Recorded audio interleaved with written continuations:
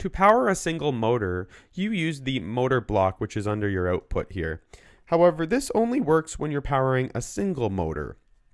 However, if you are building some sort of vehicle and you have multiple motors attached, let's say you have a motor plugged into A and B, you need to use the move block, which is under the common area, and the move block allows you to control multiple motors.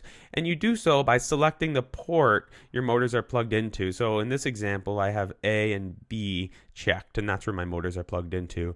And now I can easily adjust the direction to both those motors here, and I can also adjust the steering to favor either towards A or B. And what steering does is it just adjusts the power being sent to those motors. And you also have an overall power setting for all motors that are plugged in. You can go to max power and all the way to 0. And the duration is how long you want this block to execute for. So you can do unlimited, and this will just continue running, and you won't even need a loop in this case.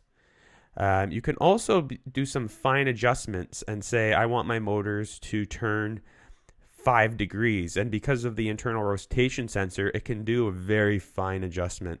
You can also set it to do rotations, such as I want my motors to rotate 3 times.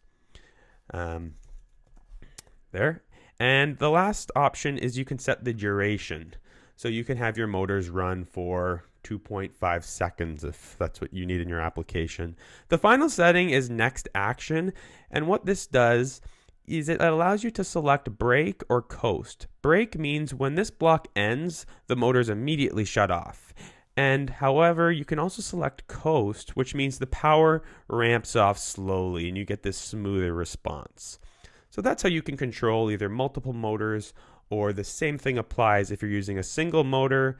It's all the same settings, except it only applies to a single motor port.